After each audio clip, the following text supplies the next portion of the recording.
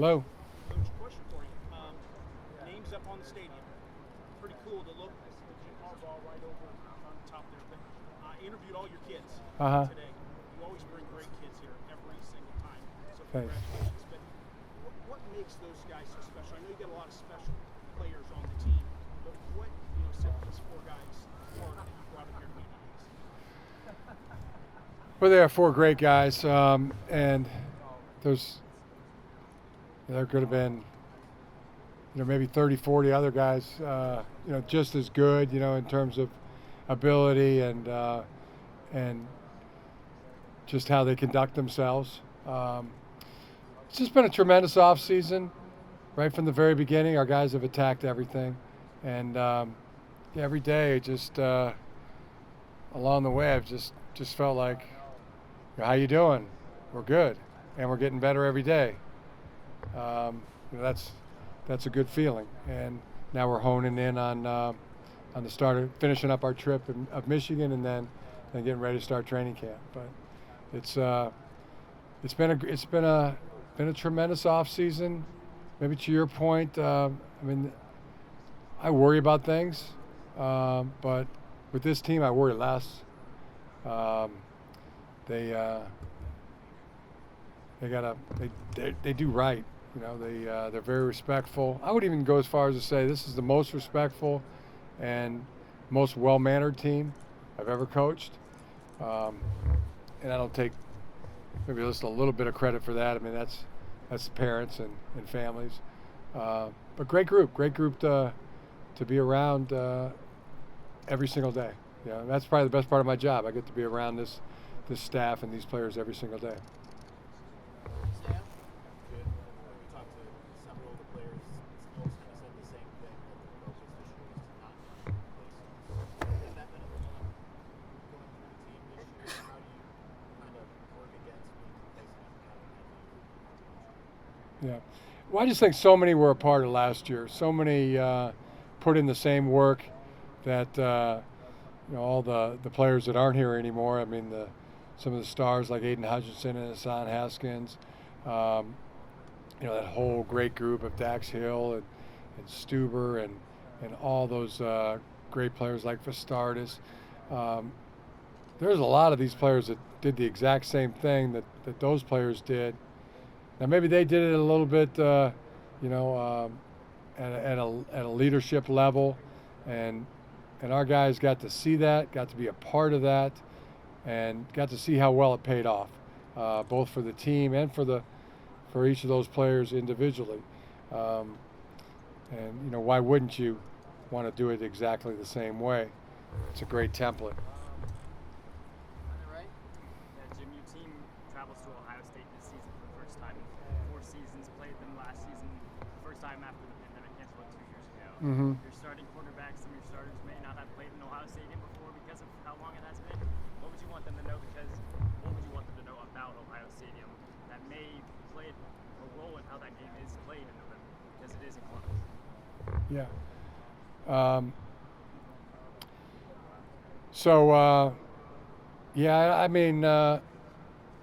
They're not going to flinch, if that's what you're asking.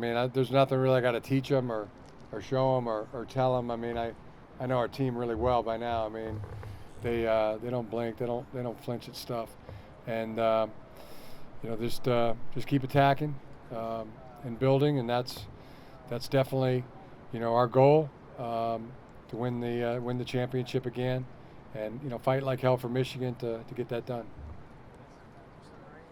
Since he brought it up, I wanted to ask you about how important it was for you guys to win the way you won against the Buckeyes last year, to sort of assert that you can win this division, you can win the league.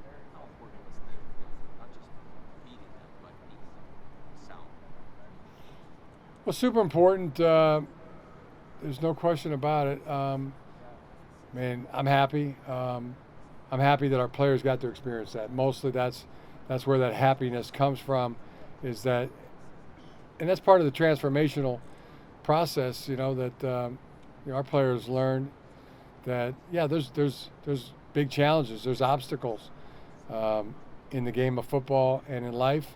And, I think they learn with the with the right approach, with the right work ethic, with the right team first mentality and teamwork, that you can make anything happen. You can bring anything to life, and that's a great thing for them to be able to carry on, for the rest of their lives. Because there's going to be challenges in sports and in their personal lives and in their careers after they get out of college.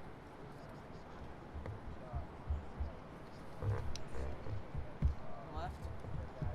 Jim, when you have that proof that Thanks. those guys learned that lesson by winning a game like that, by winning a Big Ten championship and making the playoff, how does that carry over for the program going forward when you've had that kind of success and the proof of we can do this? Well, like I said, we've really seen it manifest in a tremendous positive way. Within days of that of our last game, I mean, guys were in the building. They were attacking stuff. They were just picking right up. And ever since, I mean, they've attacked everything that's been put in front of them, and they've done it with zero entitlement. And there's none on the foreseeable future. So much better than being satisfied or full of yourself, and here we go. This is cool. It's just gonna happen, or reaping all the rewards. They just really went back to working the same way they worked in January of 2021. And as I said, they have their own experience because many of them did that the entire season. They saw Hassan Haskins, just this selfless guy, team-oriented guy, super tough guy, do anything, for the team. They saw how hard Dax Hill worked. They saw David Ajabo come out of nowhere. Nobody talking about David Ajabo in July of 2021, and then by the end of the season, he's a star. They saw how hard he worked, and they saw Aiden Hutchinson, just a great player, a great guy, and nobody would have faulted Aiden had he been a arrogant guy, a stuck-up guy. I mean, the guy could be a male model if he wanted to. I mean, everything going for him, and you wouldn't be mad at him 1 minute. Hey, go ahead, you should think a lot of yourself. But the fact that he's not stuck up just made him all that more awesome for everybody. And as I said earlier, I mean, it's just a great template. Hey, yeah, we would like. If I was a guy, I'd like to do it. I'd like to be in Aiden Hutchinson's shoes, or Hassan's shoes, or David Ajabo's shoes. Hey, I remember how they worked. I'm gonna just do it just like that. That would be using your noodle, and be pretty smart. So that's what we've seen. That's what I've seen anyway. This off season, which has made it so tremendous. Every single day has been that way. I schedule less things now. I honestly do, because I know if they're in the building, they're going to be using every single minute, taking advantage of every opportunity, and it's almost like I got to pull them back, rather than talking me into doing stuff. I mean, they're excited. They come in like kids in candy store. That's their approach, and I love it. I mean, there's no like, well, we got to do this, well, we got to do that. It's like, what do we got today, Coach? It's fun. It's great. Keeps me young. I know that. I try to keep up with them, and they don't have adult problems, and days are good. And that's the best part about my job is the day to day. On the right, Dennis. Jim, because of Aiden's play and his experience, really at the Heisman, and then finishing second, are you getting closer to a defensive player winning the Heisman? I think so, Dennis. I think so. I'm talking specifically about Will Anderson at Alabama, who didn't get invited, but was the National Player of the Year, and almost using that as a springboard to motivation for this year. Have you seen much of him? No, I haven't. Go on the right, John. Jim, a lot has already been said about the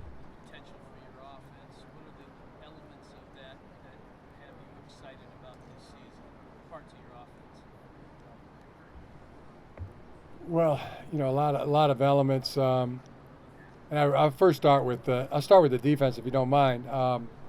It was a great defense last year, and we talked about some of the stars like Aiden Hutchinson and Dax Hill and David Ajabo, like last. I remember coming here last year. I mean, there was no talk of David Ajabo. Then by the end of the year, it's Jabo.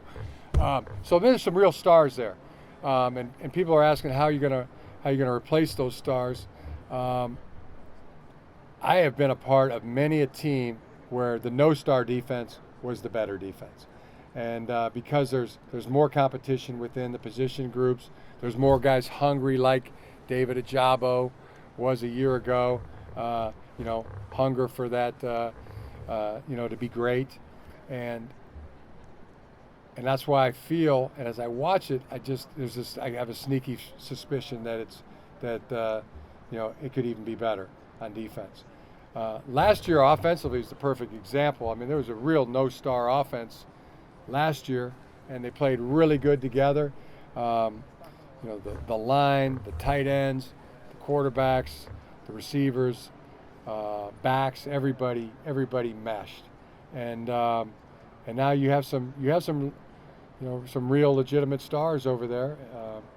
The quarterback position, as deep and as good as you could ever hope.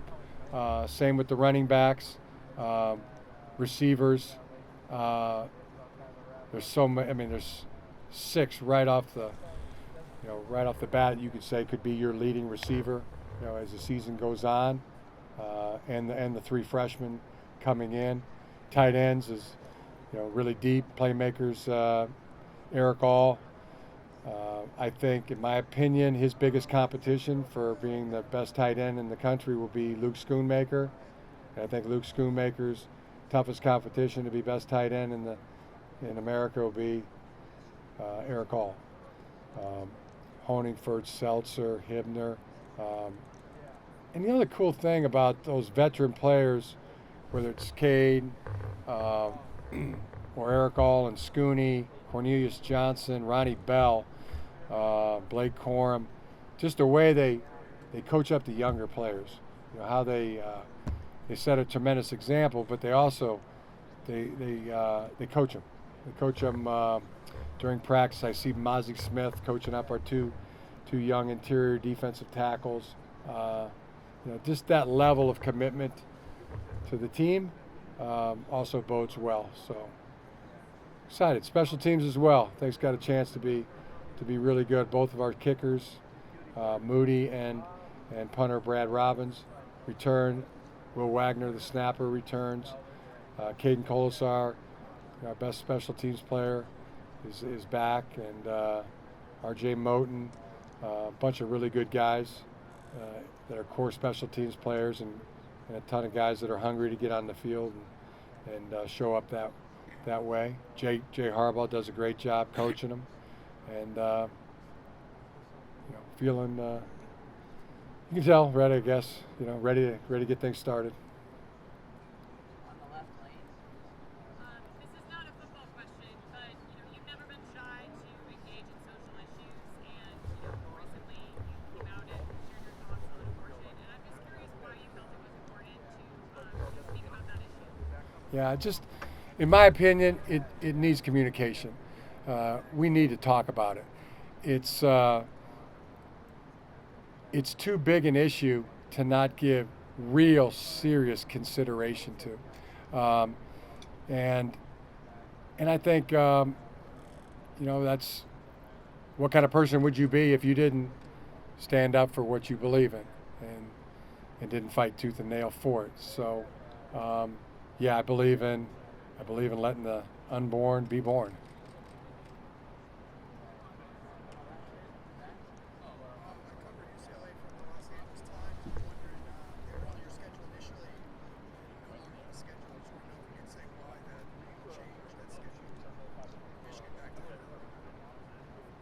I didn't know that.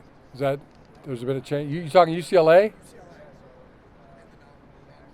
Oh, things are changing. If you haven't read the papers lately, I mean, they're coming into the league.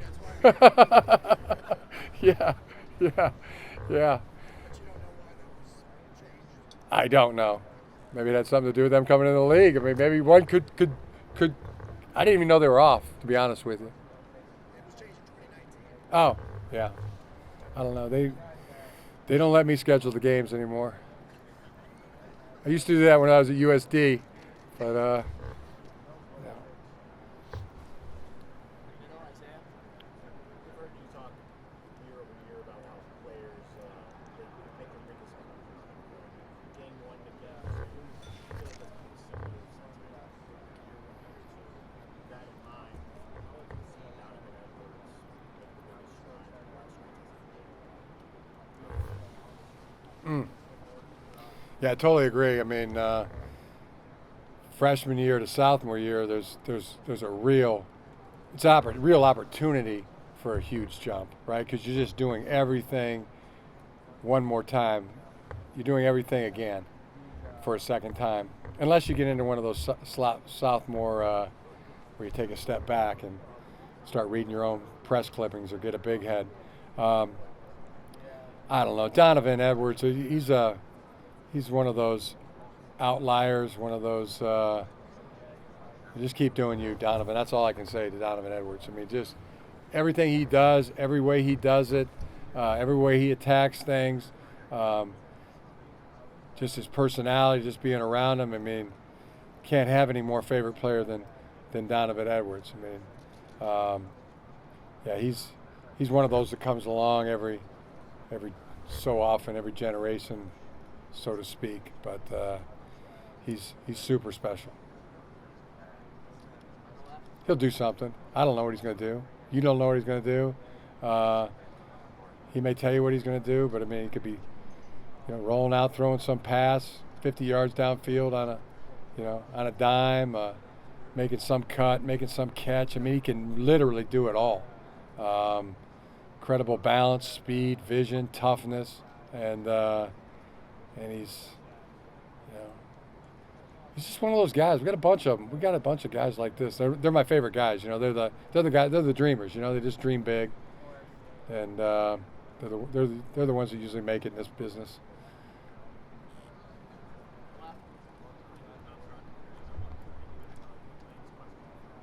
Sure.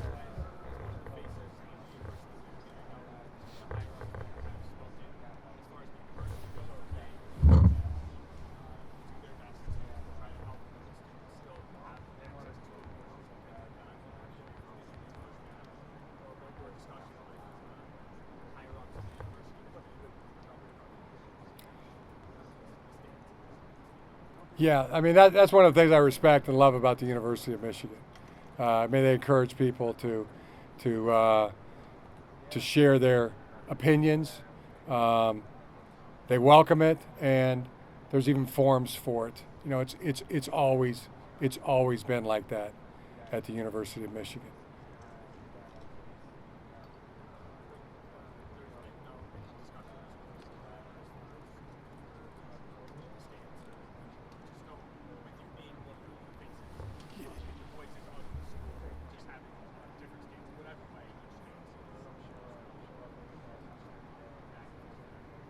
Yeah, it's there.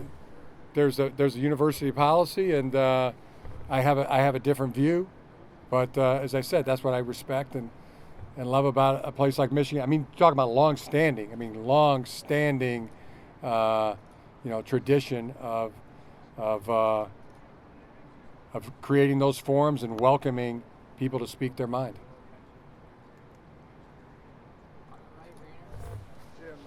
Last year, you guys kind of went into a little bit of a bunker. You didn't have the spring game on television. Basically went to the off-season kind of quiet, really up until this time last year. This year, it's been different. You had Colin Kaepernick come out to the spring game. Obviously, it was televised. You weighed in on the abortion issue, and then now you're also doing the Michigan. You reinstituted the tour, the summer tours. Can you talk about why you changed your tack this offseason, kind of to go back to maybe what you did previously?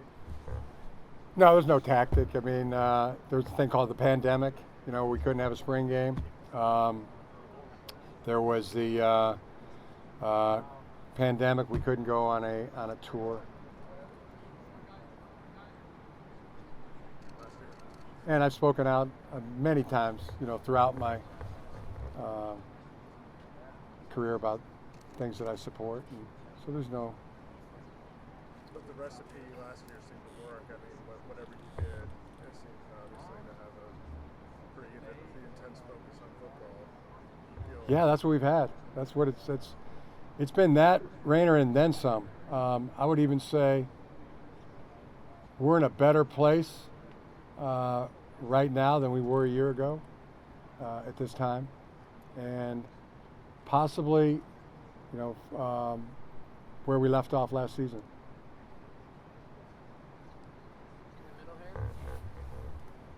NIL is obviously become prominent in college football.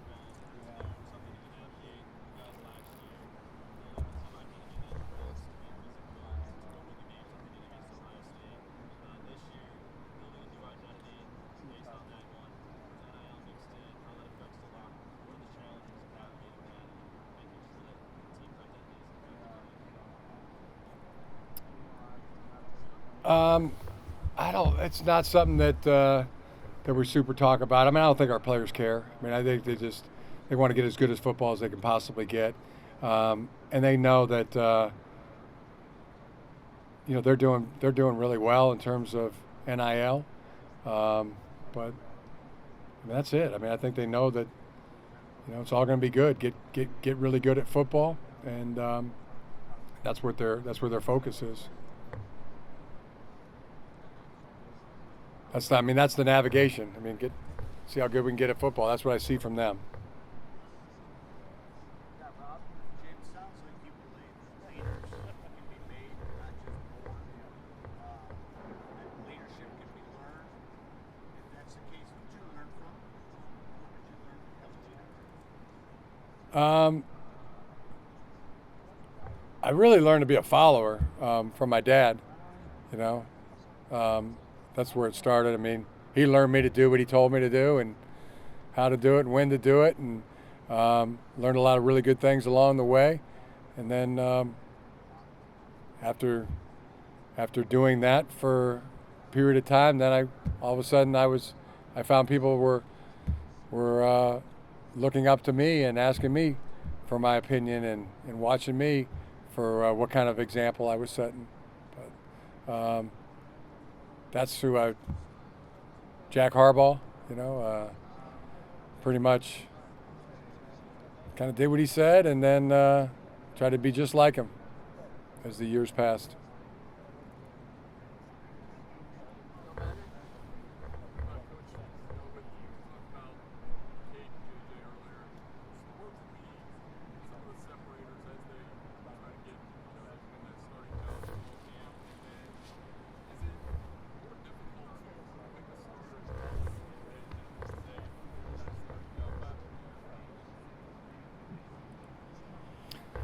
So the separators will be, just who plays better, who plays the best. They're both really good. And number one is how many times did they just go in and lead the team down the field for a touchdown, or put points on the board. That's the main criteria, which guy can do that. Now, Cade did it over 50% of the time in games last year. JJ, I haven't done the numbers on JJ, but it seemed like a lot. Every time he got in, practically, was leading a drive. So both really good. Not turning the ball over. That's probably the next biggest. Taking care of the football, and playmaking ability. Cade's gonna be tough to beat out for the starting job. JJ. It's going to be tough for Cade to beat JJ out. It's going to be tough for JJ to beat Cade out. But put the balls out there on August 3rd, and then they'll have at it.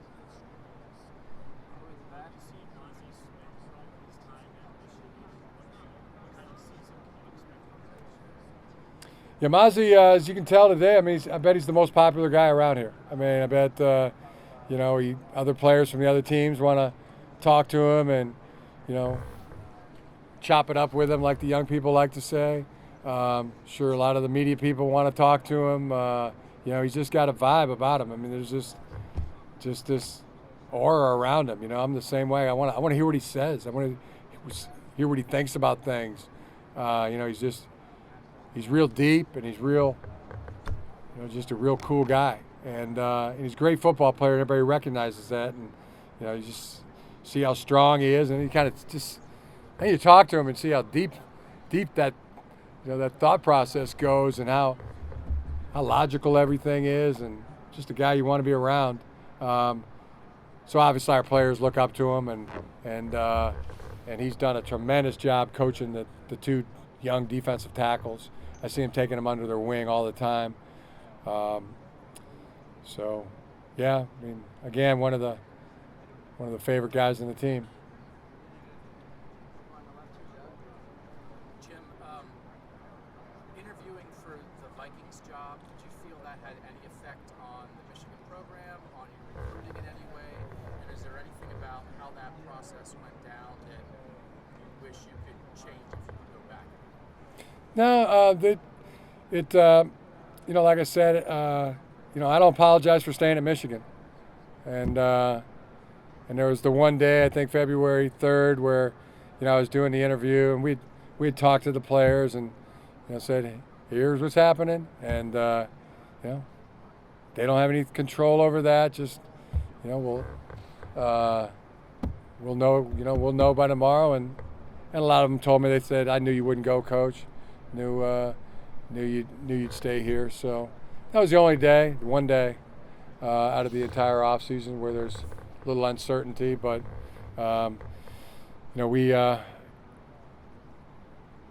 been grinding, we've been working. That was so long ago. It's not even relevant anymore. Everybody knows where everybody's at, and you know what everybody's intentions are. You know, so. Coach Mozzie, speaking of Mozzie, I asked him what your reactions were to finally beating Ohio State, winning the Big Ten and stuff. And he said there have been moments when you've been obviously happy, you know, even laughing out loud, so to speak, those kind of things and stuff. He said it uplifted the whole campus and things like that. But just from your perspective, what did it do for you to get over that hump? Just felt great for the players. I honestly, and I've told this story a few times. I mean, just people come up to me and say, "Hey, Coach, you look great. I mean, big smile on your face. You look happy." I am happy, you know, and I'm reminded where that happiness comes from. You know, it comes from knowing that our players, they got to experience that. You know, they got to experience being a champion, winning the championship, beating Ohio State, and knowing that, you know, went into length describing, you know, how good that is for them, you know, transformational for the rest of their lives. Now, that was great. Now let's see if we can get all 4 goals. You know, let's beat Michigan State and Ohio State in the same year. Let's win the Big Ten championship, and let's win the national championship. Those are our 4 goals, and man, let's go attack them. And guys are, you know, on a daily basis. And following up on what Doug asked you about, did you feel almost obligated to yourself to at least explore that Vikings thing, or just how would you explain it to people last year when that opportunity maybe was there? Yeah, just the way I have explained it. Signed a 7-year contract with Michigan, and when that 7 years was up, I mean, I wanted to see, yeah, maybe came very close to winning a Super Bowl championship. Maybe this is the time to, you know, to finish that job. But you know, in the end, I really couldn't leave our team. I mean, the players on the team right now, it'd be like losing a body part to not be able to coach them. It really would. And we'll chase the national championship. You know, see if we can win that. Coach, you went 8-1 in Big Ten play last year, won the championship. Just curious about that one blemish against Michigan State. What's your mindset going into this year's rendition of the Michigan State game, and the fact that you haven't beaten them in a couple of years? What's the mindset? Yeah, that's our goal. You know, beat Michigan State and Ohio State in the same year, win the Big Ten championship, win the national championship. We want to accomplish as many of those or all of those as we can.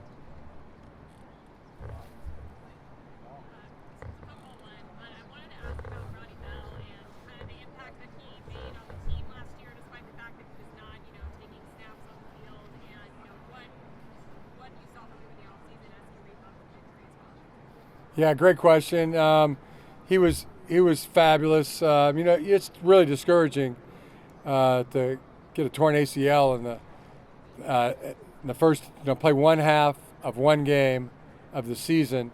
And as hard as that was, just to watch him, literally grind through it, and watch him coach the younger players, become a coach, and do his rehab, and then attack it when it really became time when the doctors start turning him loose, to strengthen and to jog and then run and then cut.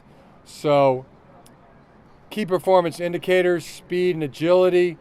He is PRing now to pre-injury performances.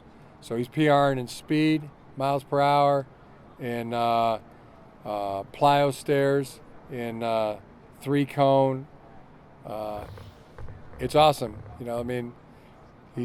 He appears right now faster, stronger, in a lot of ways better than before the injury. Last season, in the Ohio State matchup, you were able to create enough pressure to affect C.J. Stroud and have an impact in that game. I guess, what impressed you the most about him? What sort of things maybe set it apart from the quarterbacks? And if he can't create that kind of pressure again, how does that change anything? Yeah, he's really accurate. Tremendous amount of ability to throw the appropriate ball, and he really doesn't get flustered. Even when you put pressure on him and hit him, it's really checks darn near every box. Really outstanding quarterback.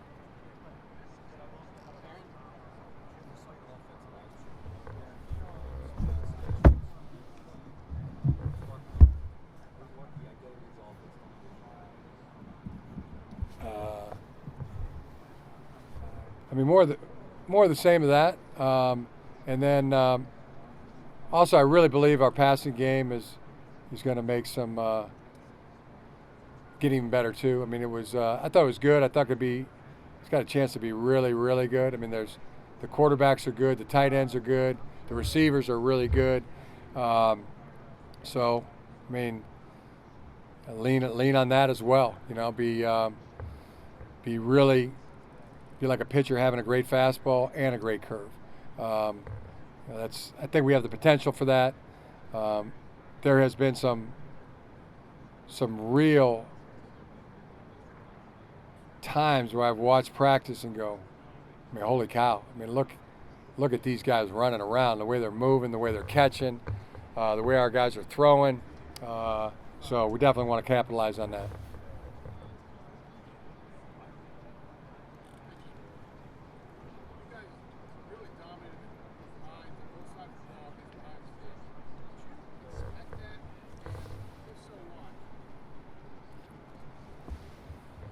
I can't remember if I expected that.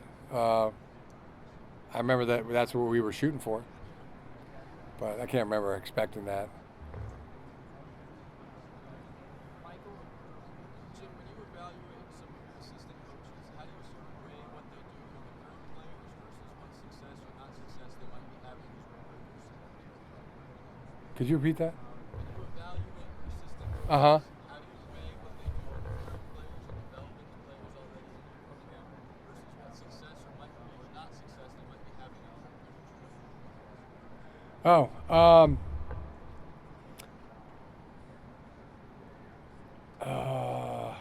I think you can be really good at both, and I think our guys are, and they're all so successful as coaches. They've all been successful as coaches at everywhere they've been. So my advice to them is just keep doing you, but if there is something that you want to get a little bit better at, then you can just work a little bit harder at it.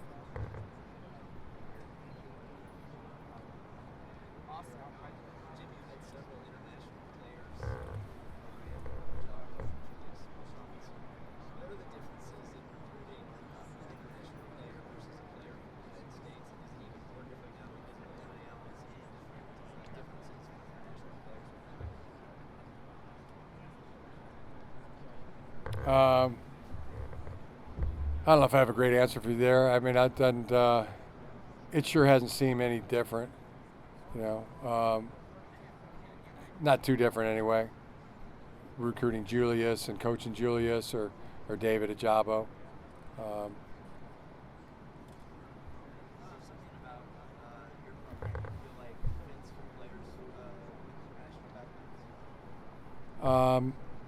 Yeah, probably does. You know, I mean, it's a real specialty of our whole university.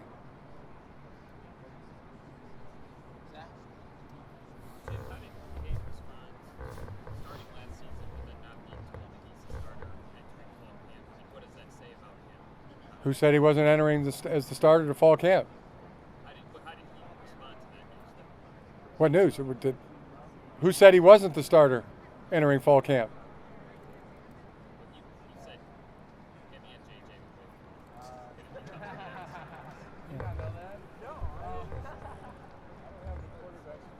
Yeah, but I didn't say he wasn't the starter.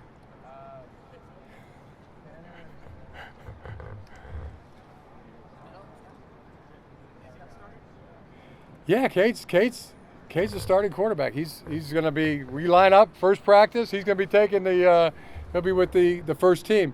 Now, eventually over the training camp, you know, JJ will get the same opportunity. He'll get the same opportunity. You know, that Cade will. They're both going to get a ton of reps, and you know, there'll be time to have that competition and determine who the starter quarterback is for the first game.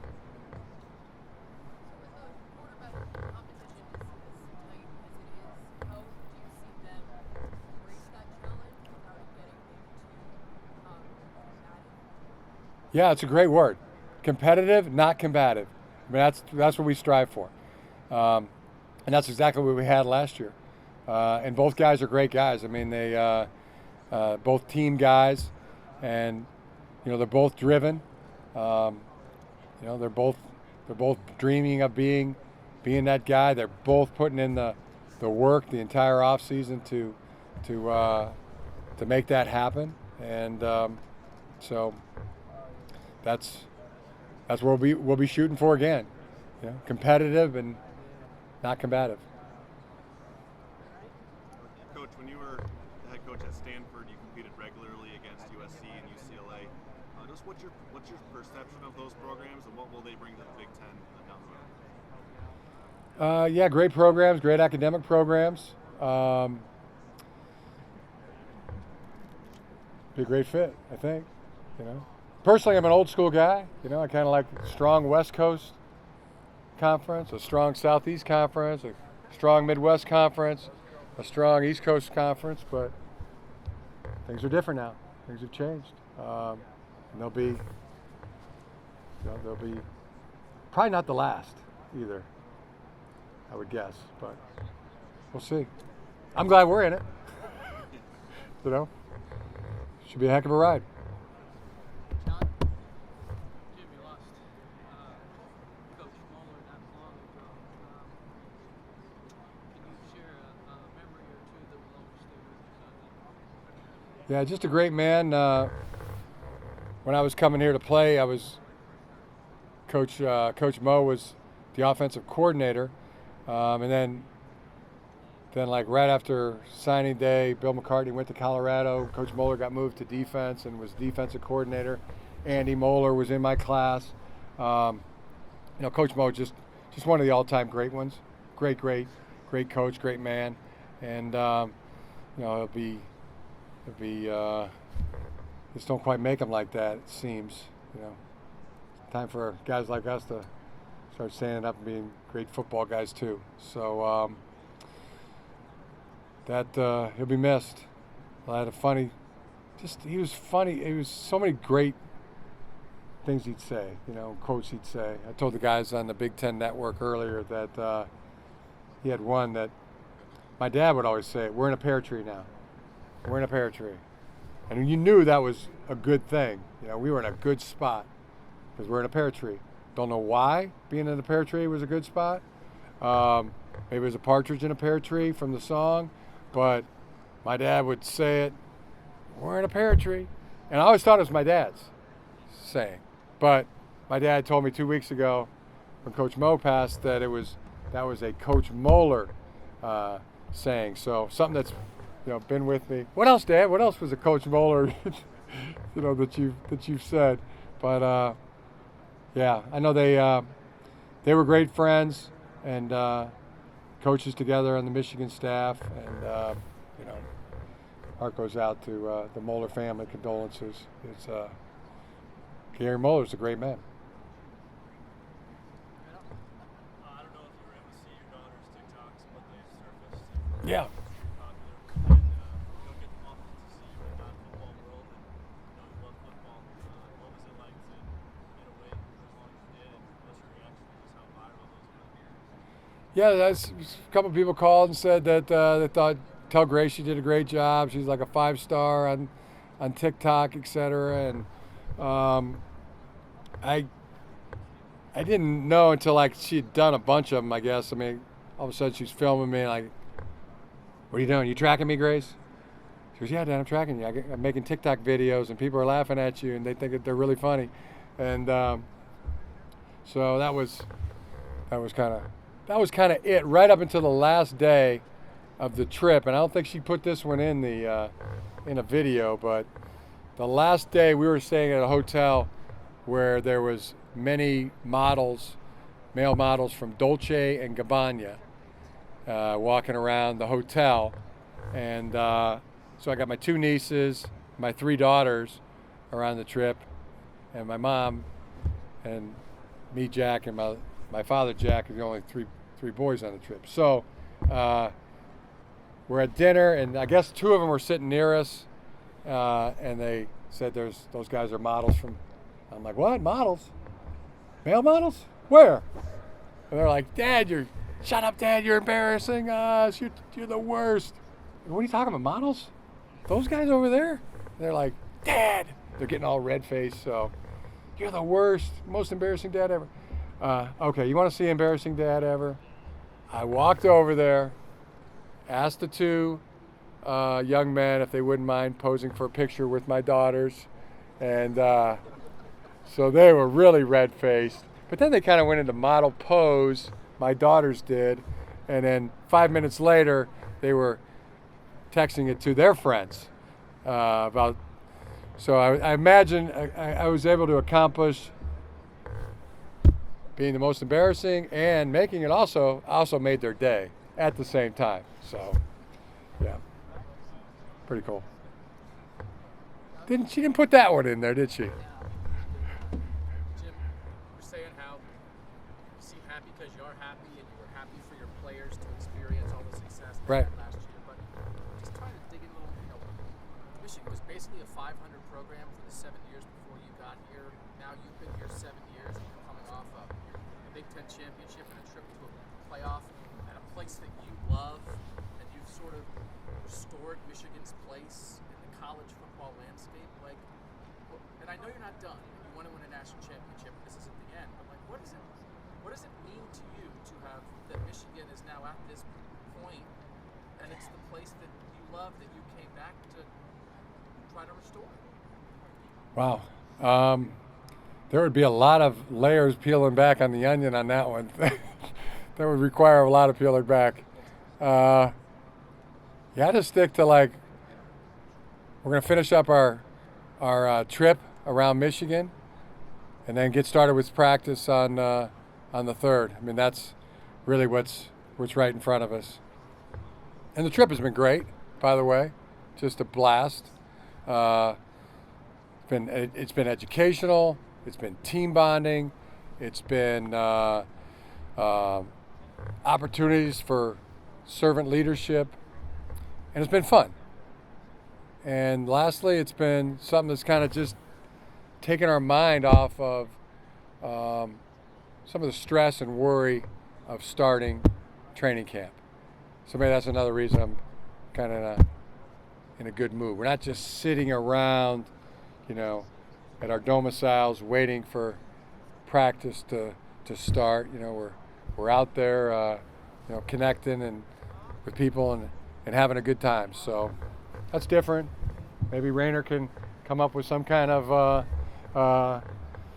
plot to why that won't be the right thing to do, but that's different than years past. But that's what we're doing, and we're having fun doing it. You know, we're having a blast. Nowhere we'd rather be.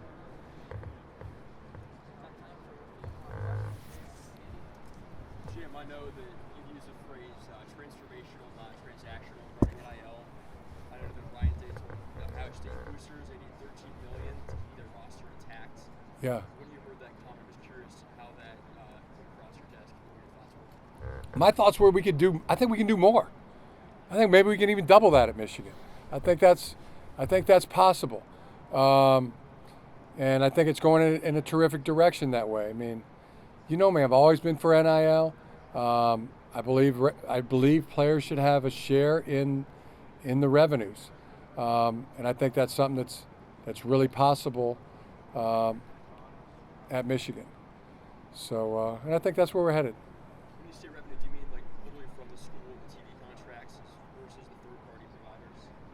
Yeah, or I mean the Big Ten even. I mean, they use their name, image, and likeness on the TV broadcasts. They're the ones signing the mega TV deals, and a new one's coming in 2024. Why can't that be an NIL deal right from the Big Ten, and right from because that's who's negotiating the TV deals, and that's where the big money is. So. Austin?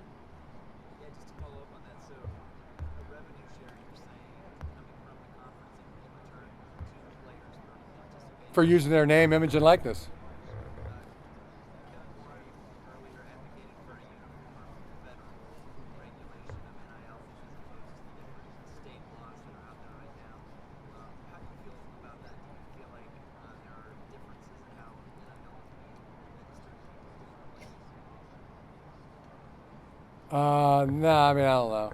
I don't know all the facts on how it's being administered at different places to comment on it. Anthony? When you look at your freshman class, what are traits of all those guys that you think The new guys coming in? It's really good. I mean, it's like probably won't talk about it right now just because I'd leave somebody out that's going to be good. But we saw mid-year players, 11, 12, was it 12 or 13? They were really good. And then we got 11 more that came in June that are outstanding too. So it's a good class. It's a good group of football players. I got one I think is just an absolute gift from the football gods. Ivan? Who? Yeah, who wants to know who? Who? Skip that. I'm gonna write it down on a piece of paper here, seal it, And I'll take it. just see if I'm not right. And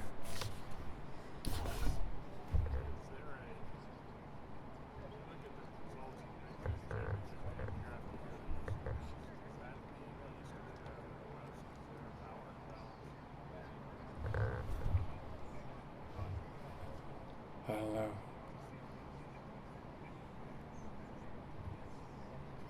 Is that a question or a statement, Ivan?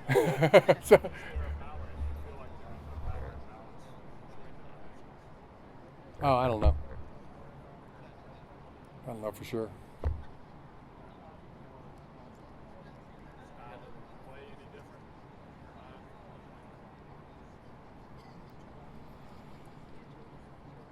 No, I can't say that there's much of a style of play difference. I don't know about that either. If there is that much. All right, well, last question with Doug. If I'm not sure about something, I try not to talk about it like I know that I'm sure of it when I'm not sure of it. Huh?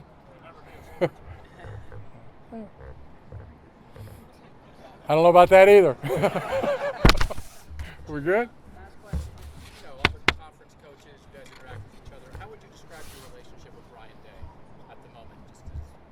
guys have faced each other twice now. Yeah, professional. Even at the Heisman, cordial. At the when we're playing each other, just come. He's doing everything he can to have his team win. I'm doing everything I can to have my team win. Competitive. And just to clarify, because it'll come up again in November, when after the game against Ohio State, you said there are people standing on third base that think they hit a triple, but they didn't. Was that a reference to Ryan Day? I have no comment about that at this time.